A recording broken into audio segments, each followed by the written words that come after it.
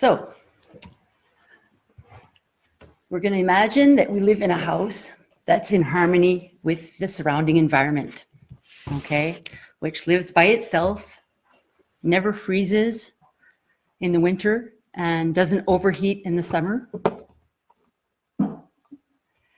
and which takes care of you. And in addition, a house that has all the comforts of a modern house, a typical house. So what's an organic house? Well, first of all, it's a house that takes care of you, that protects you from the outside elements, and usually it's in a suburban area, suburban setting, that has streets so that you can travel from one place to the other.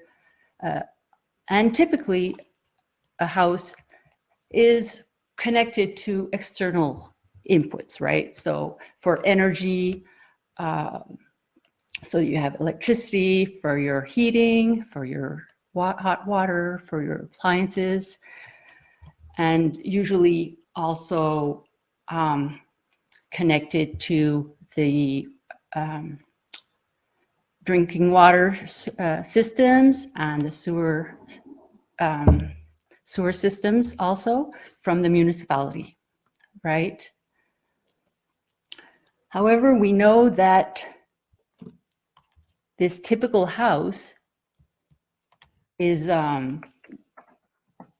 quite fragile when one of these systems breaks down, and that's evident when we go through a power outage, right? So then we lose electricity for a few days. If that prolongs longer, then we have no heat in the wintertime, or we have no cooling system in the summertime. We start to lose our food in the fridge. We have no internet, no television, and soon we can panic, right? So an organic house, on the other hand, would be a house that uses the natural environment and has off-grid, is totally off-grid. So here we use the sun, the natural phenomenon of the sun, to heat the house.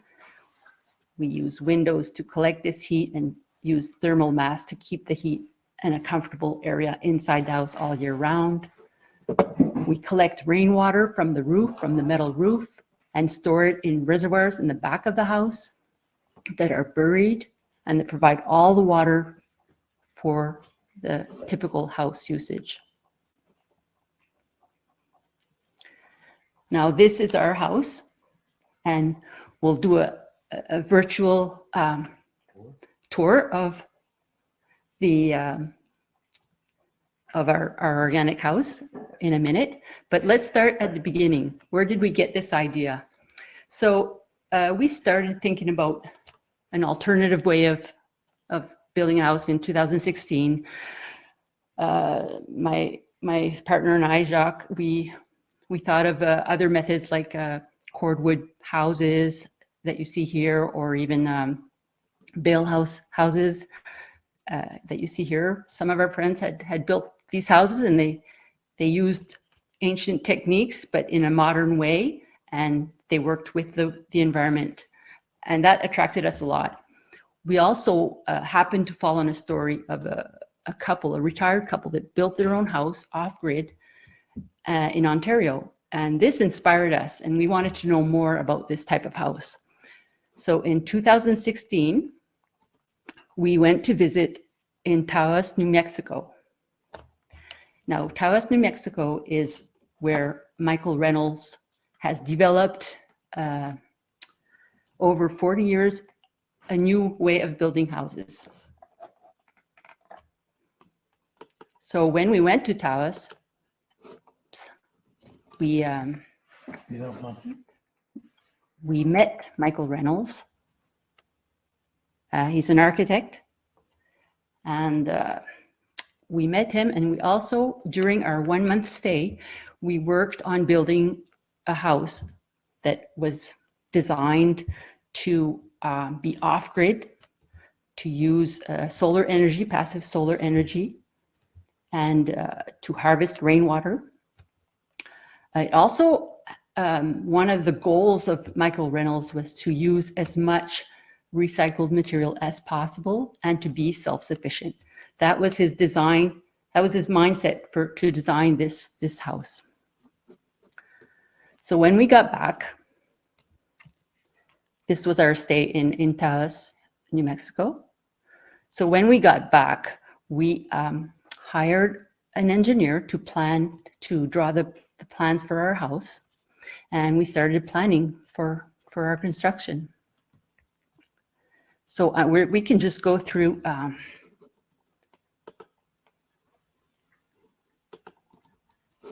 some of the photos from the building. So we started in summer of 2017, and we started with tires. So the house was going to be built with tires rammed with earth. We went to the waste management area and to an auto salvage place and got free tires. So we used about 1,000 tires. And these tires built the north wall and the wings too, the east and west wings of the house.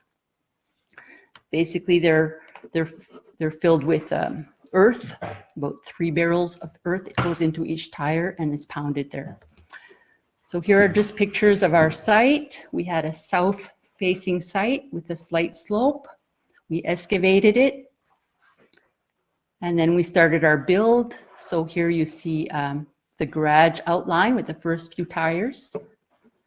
And it's not really in order here, but here you see this is like a ventilation system that uses geothermal. So it's piping that's underground, and it takes the hot air from the greenhouse, sends it under the floor, and brings it back into the greenhouse. So it's a closed circuit of air that's flowing and heating the floors. So here's our first layout of the house. Here you see the first layer is very important to have it level and straight. So we had the levels out and made sure every tire was straight. And then we started our building.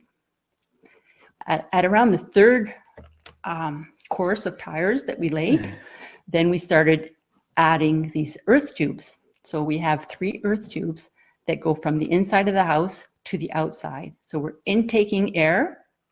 It's cooling off through the ground and then coming into the house. That's our air conditioning, a natural phenomenon. Here you see it on the side. So as we were bringing the tires up, we were adding earth on the back of the house and using insulation. So there's about 4 feet of earth behind the tires, followed by insulation and vapor barrier. Here you can see more pictures.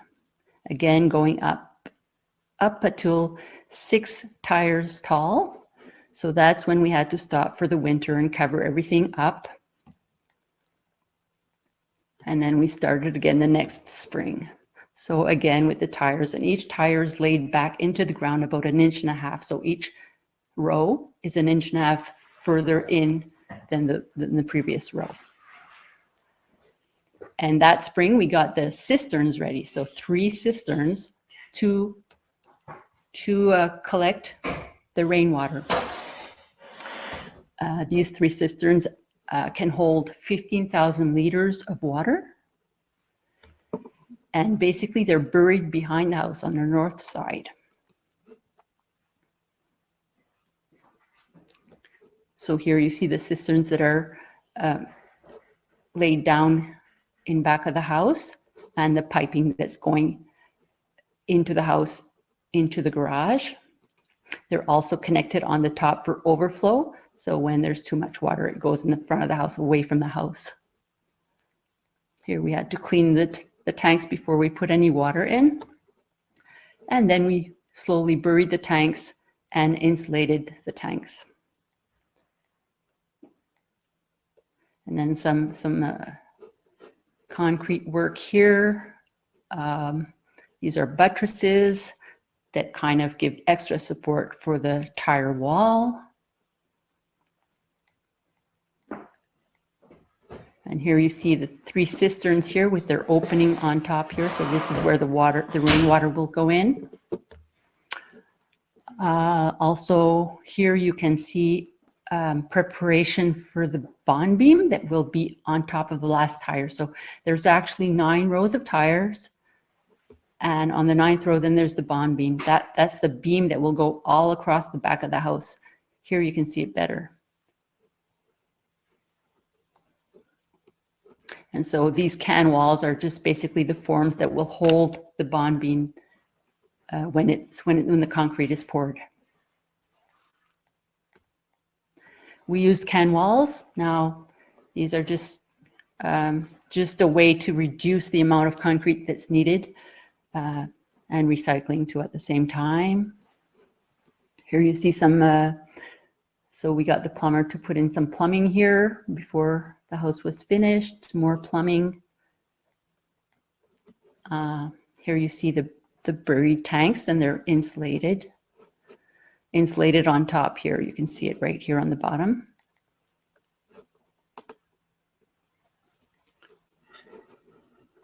Oops, sorry.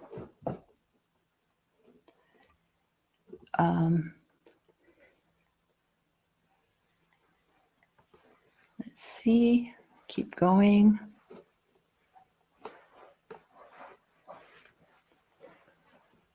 So here at this stage, you can see that we were ready to pour the concrete. So the forms for the buttresses were all ready. The forms for the walls, the wall footings were all ready, and the form for the bond beam was ready. And so here is what it looked like once it was all poured.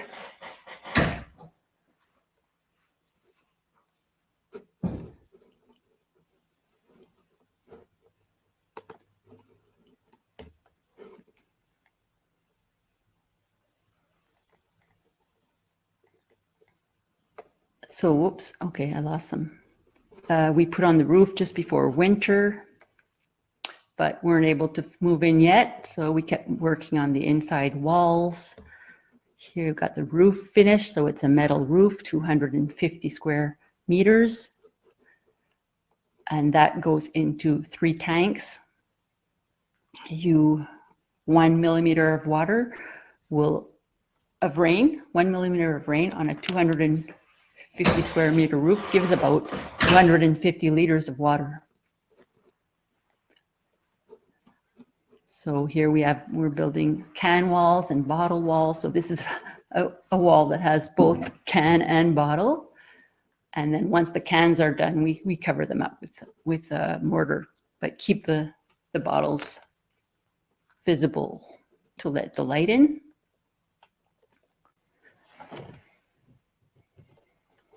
Here we started collecting the material for the WOM, the water organization model. That's the filtration system for the water that's coming from the tanks, the rainwater.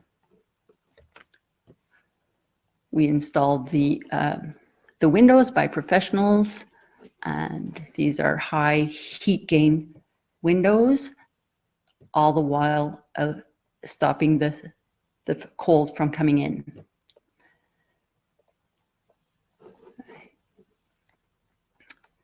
Here we started to play a little bit with the bottle walls, so just practicing on the floor and then trying to draw a fish here on the wall.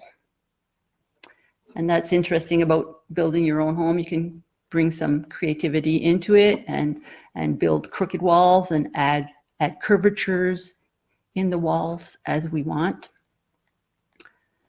We used this Scotia stone for our floors. So we received 12 tons of Scotia stone and install it on the non-disturbed ground here. You can see we had to add a vapor barrier and then a mixture of sand and cement before laying laying the stones. The stones are about 1 inch to 1.5 inches.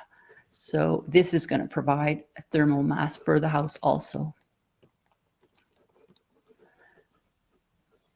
So once the stones are laid, we just basically put mortar in the spaces between the stones. And here's the mixture of sand that we put underneath the stone. We also had to cover the tire walls. Here you can see pieces of tire here, and we're actually covering it with mortar for the finishing touches.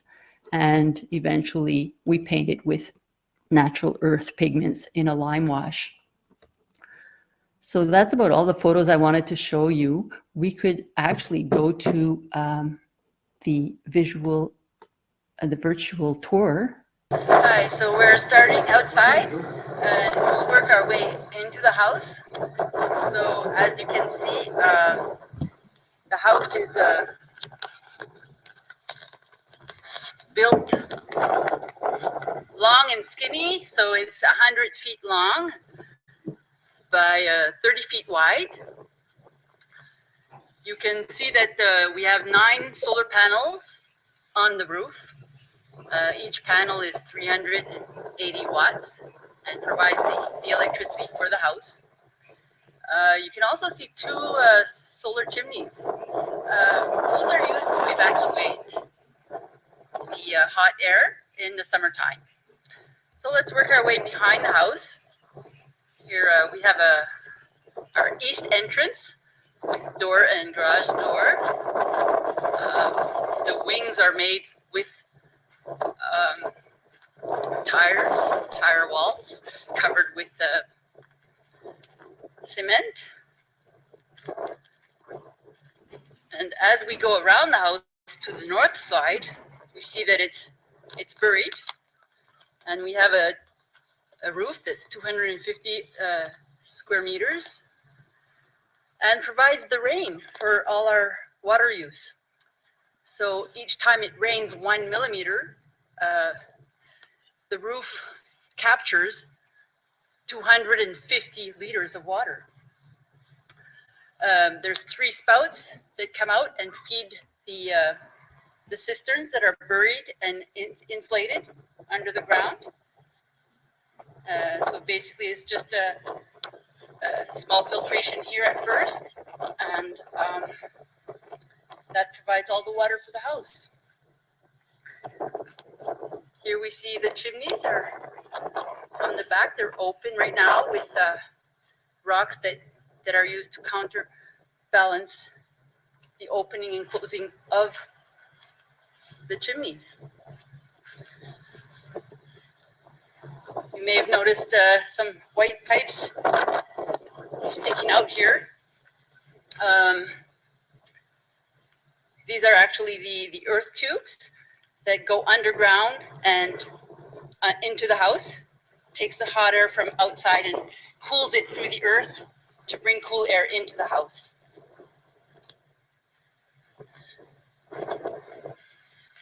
So now we're going on the west end of the house. And right now there's another smaller construction going on. It's Jacques is working on this cellar that's separate from the house, but built with the same technique of tires. So here you can see actually the tires that are filled with earth and this circular root cell.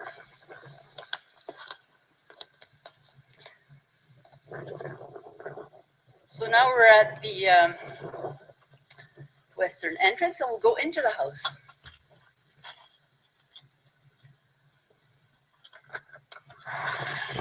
When we enter the house, we enter the greenhouse. And basically, the greenhouse is about 10 feet wide and allows us to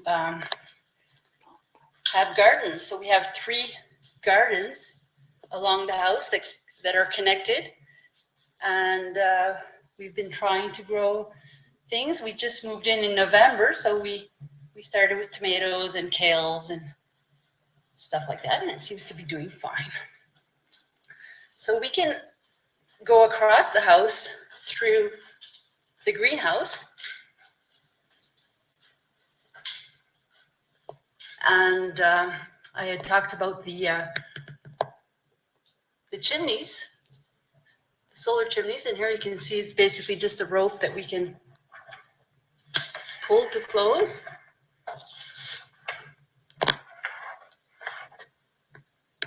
And now it's closed. And if I want to open it, I just unclick it and let the rocks, through gravity, open it up again.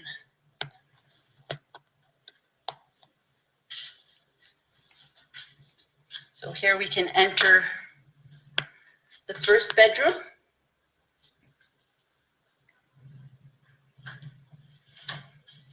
And the main bathroom with shower. We actually used leftover roofing, the covers for the roofing, to build our shower wall. And it's just basically a typical shower, but with a cement can wall here.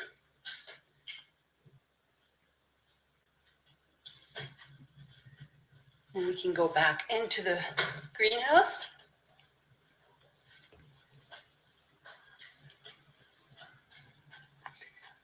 And enter through the main door.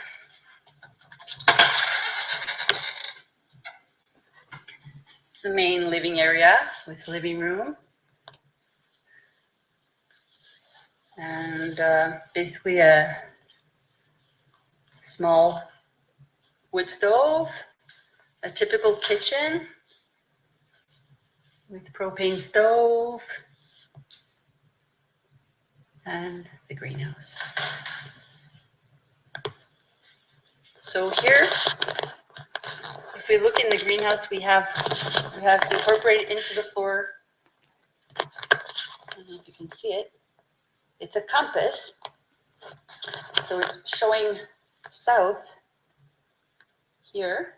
And so we're actually 15 degrees southeast to get full sun or better sun in the morning to warm the house.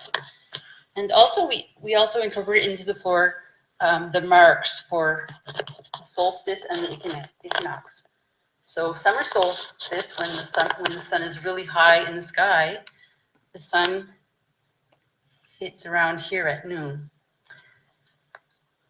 And then as the sun goes down for the equinox, March and September, the sun only enters the house up to here. However, in the winter, when the sun is really low, the sun goes way to the end of the house, the back of the house, during the winter solstice. So that's why the house is long and skinny, so that the sun can really come and heat up all the thermal mass of the floor and the walls in the winter, and only in the greenhouse and the garden in the summer, when we don't want too much heat. So that's basically showing that. And you can see the recycled pallets that we use for walls here and there in the house, in the kitchen, recycled ceramic tiles, and the bottle and can walls with cement. So a mixture of everything. Between the living area and the bedroom, there's a walk-through closet. So that way we can actually walk through the house from the back of the house or from the greenhouse. So on the other side of the house, there's another bedroom. And this is our utility room, where we have hot water on demand right here by propane. So that means that as we use the hot water, that clicks off the hot water in the tank and we get hot water quickly. So washing machine, just typical. This brings us to the second bedroom. The second bedroom has a closet which is behind the bed, and we can go around this way. And that serves as a headboard to the room. Also a second bathroom for guests with a bath and shower.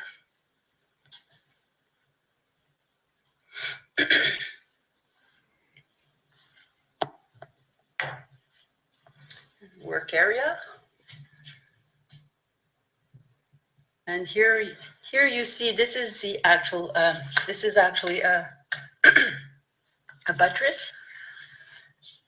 And this wall here is all tire wall, all the way around the house. All the back of the house is tire wall.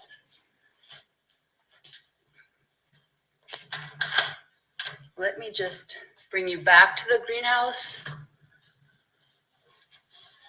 And we'll head our way to the utility room, the garage where we keep our batteries and our water filtration system.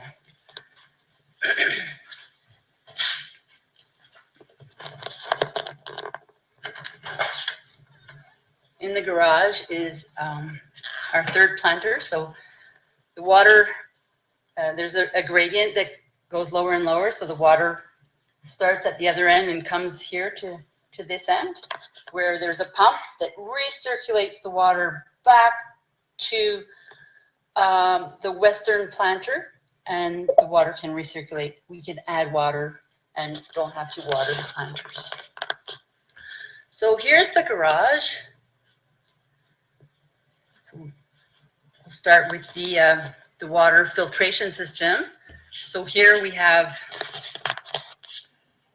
the 3 tanks that come out each in their own pipe. 1, 2, and 3. Goes into a pump which pressurizes the water. And we have 3 filters. So 100 mesh filter, 500 mesh filter, and 1000 mesh filter.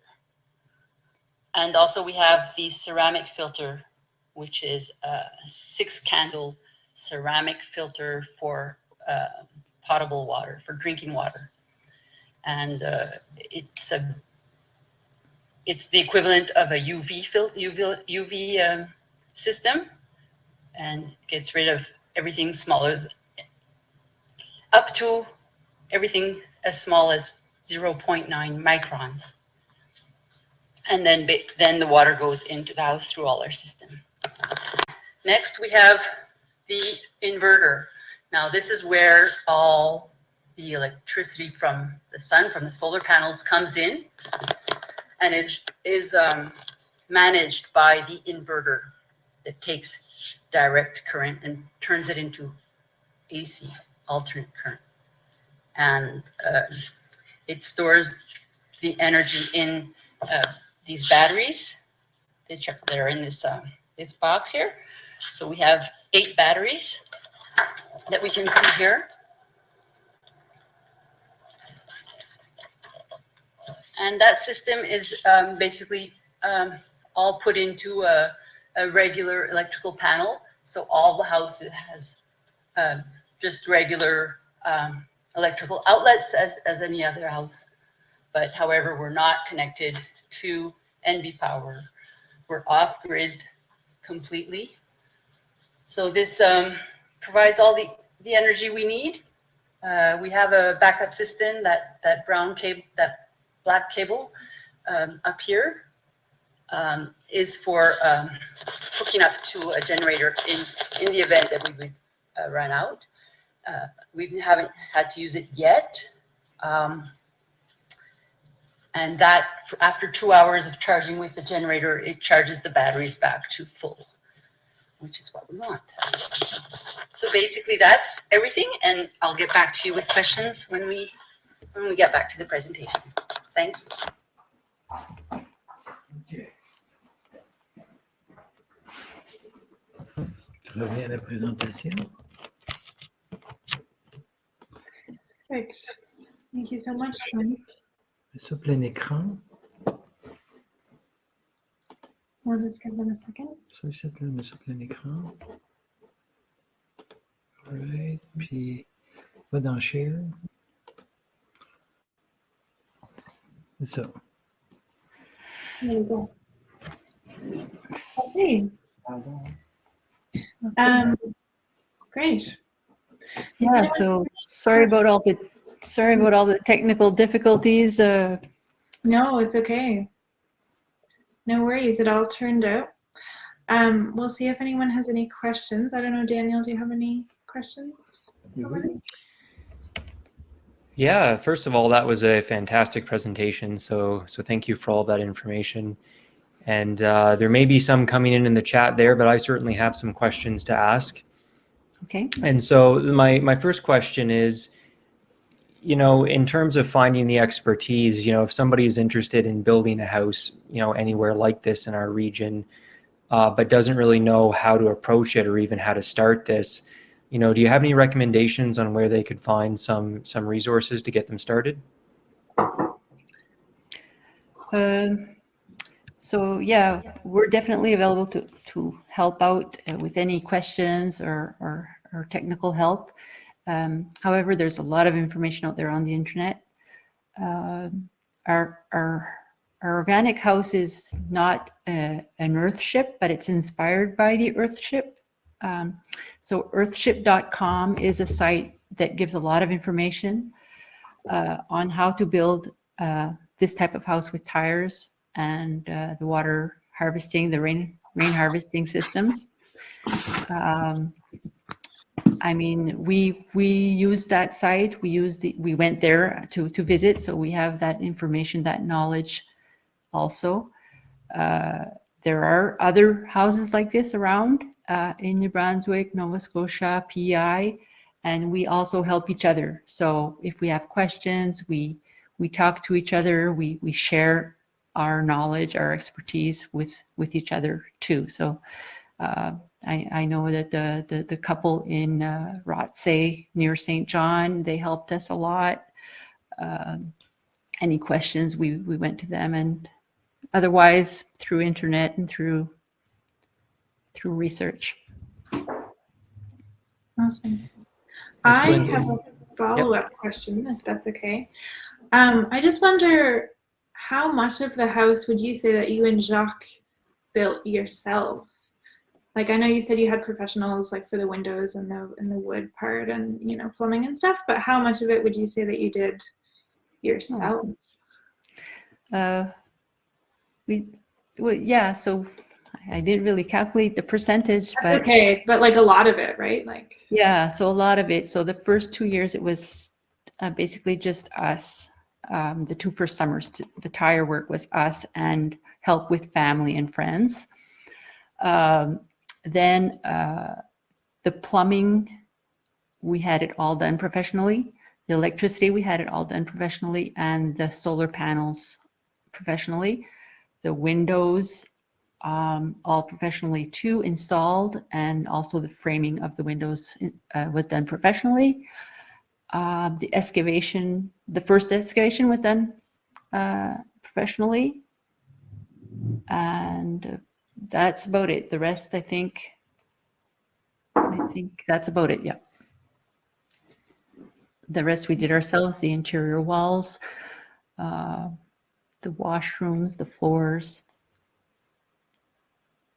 and the roof we also had done professionally. So we got a lot of help. I mean, it's not impossible to do it, but we were interested in getting the house done.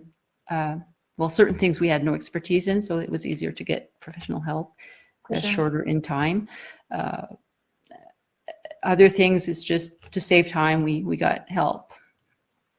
For sure, yeah. We have some questions in the comments, and I'll read the first one. So someone was wondering how long you've been living in the house and what are your yearly maintenance costs? Okay.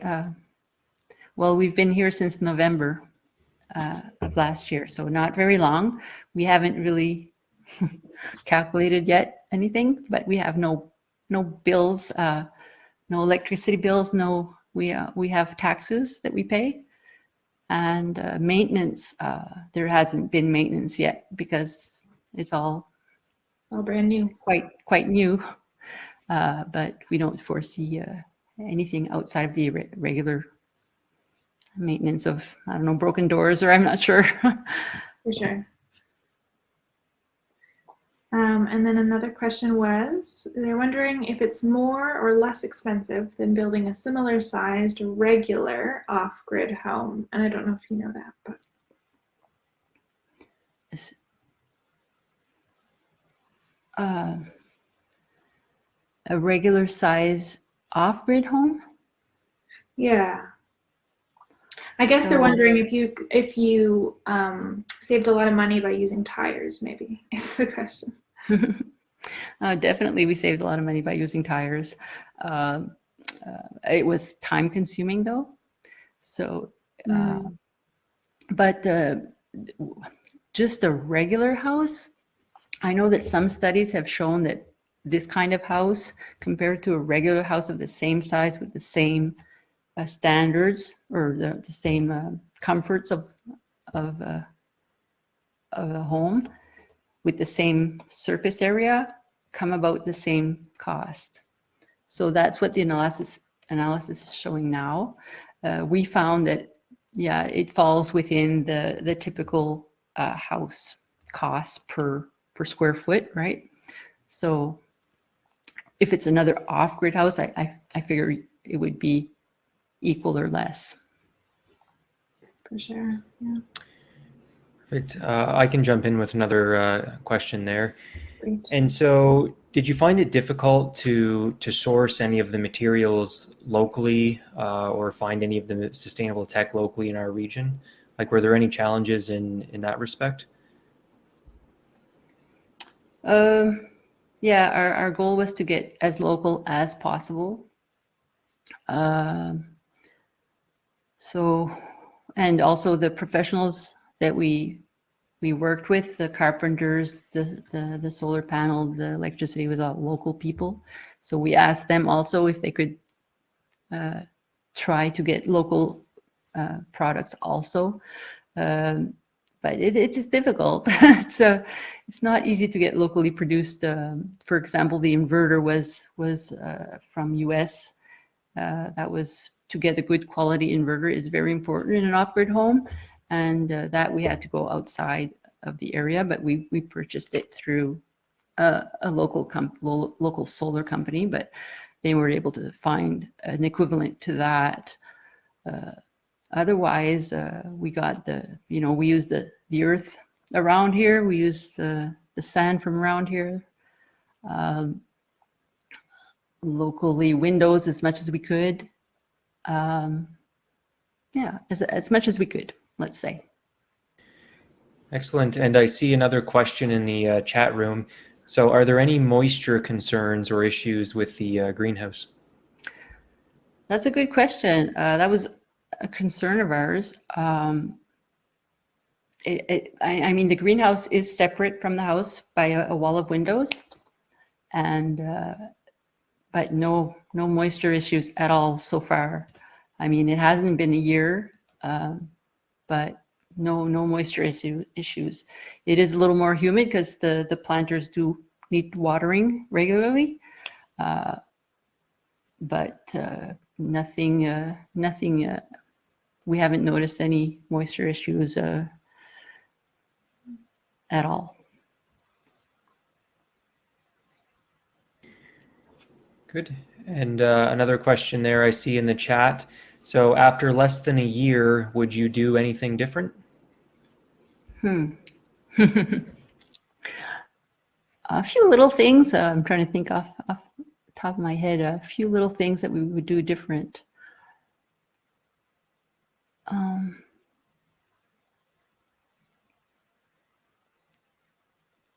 I mean, we did what we could with the time, and that's the advantage of taking time to build a house and having time to reflect on things. There are not many things that I would change.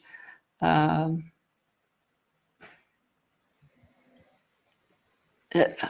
now, I can't. I know there's a few things, small things, but I can't think of anything right now. No worries. Another question, what's your favorite thing and least favorite thing about living in an organic / earthship home? Well, these are tough questions. My favorite thing is the comfort, really. I'm amazed at the comfort that we have here. It feels so comfortable living here. I feel grounded, and that's a little bit because we're buried and we have beautiful light all the time, and it's the comfort that is the most surprising and the thing I appreciate every day. Every day I say, wow, like, so happy to be living here. What I don't like about the house? Or just like, you know, the least best thing. I don't know. Yeah. So actually that brings me to one of the things I would do differently is so when we put in our drinking water lines, the water line for drinking water, in hindsight, I would have liked to have it as a separate faucet. So a faucet for drinking water only, and then have regular cold water and hot water coming that's still filtered but not through the ceramic in a different faucet. So for the kitchen and the 2 bathrooms, the drinking water is only in the cold water. So I can't get cold water that's not drinking water. I can only get cold drinking water. And so that I would have separated out. I find that's something that I would have changed had we done it over again. And the reason for that is it causes a little bit more cleaning of the filters for the drinking water. Cool. Excellent. Well, Lauren, if you have a question, then go ahead, but I have others and I could ask as well. Yeah, you go ahead, Daniel. I'd have to look for a minute, so you go ahead. All right. Well, I'm just wondering, you know, from a climate adaptation perspective, I mean, obviously a green home, you know, is really great for energy savings and for being more sustainable. But are there any concerns, you know, in the future, you know, as we get more rainfall, hotter temperatures, you know, more severe storms, you know, do you think that your home will be well positioned to withstand the effects of climate change? Absolutely. I feel protected by this home in the sense we're buried. The north wind, when there's winter storms, the north wind passes over our house and doesn't touch us. We don't feel the wind from the north because there's no windows. And the rainfall is, I mean, there's more even, I mean, the only thing would be a less rain. That would be a drought. But there again, our area is quite rainy, so we get about 1,000 millimeters per year, or 100 millimeters per month about. And like we said, we can go 4 months without rain when our tanks are full for 4 people, and we're 2, so we could basically go probably double that. So almost 8 months is what we could estimate. And so heat, we find that the house stays cool. We're still working with that to regulate the temperature exactly how we want it, because we're not used to how to use the earth tubes and how to use the system. But the house is naturally cooler in the summertime when it's hot outside. So I think it's well positioned for the increase in air temperature that we're seeing and that we're going to continue to see. And just the fact that we're using less energy from the larger systems also reduces, right, the impact that we're reducing our impact on the climate change, right, on the greenhouse effect. So that's my opinion. I don't have any facts. I don't have any science to back it up, but that's how I feel. For sure. Awesome. Thanks so much. Any more questions, or? I don't see any.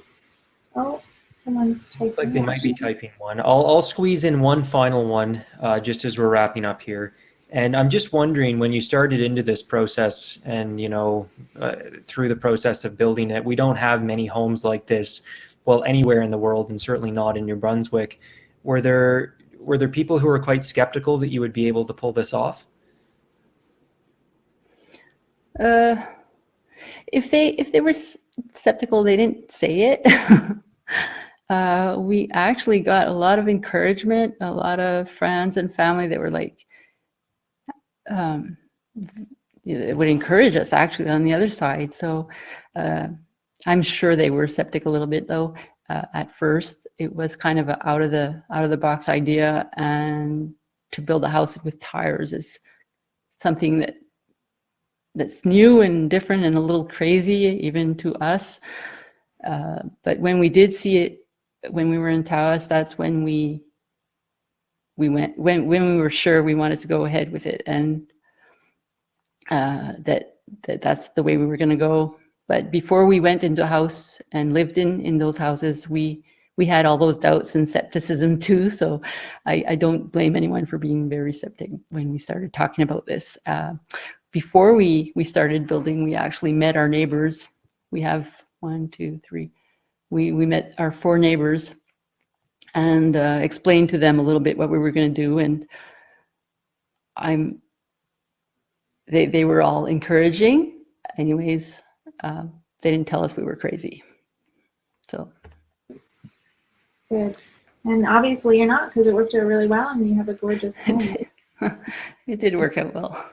Thank you so much for sharing it with us today. Well, thanks for having me. It was great. No problem. Awesome. Very inspiring to hear about some of the amazing work going on in creating sustainable homes. You know, we often hear about eco-friendly houses in other parts of the world, but seeing a local example really illustrates how it can be done here, you know, in New Brunswick, and highlights the many benefits in terms of both savings and conservation. So awesome. Yeah. Thank you so much for your time today. Thank you.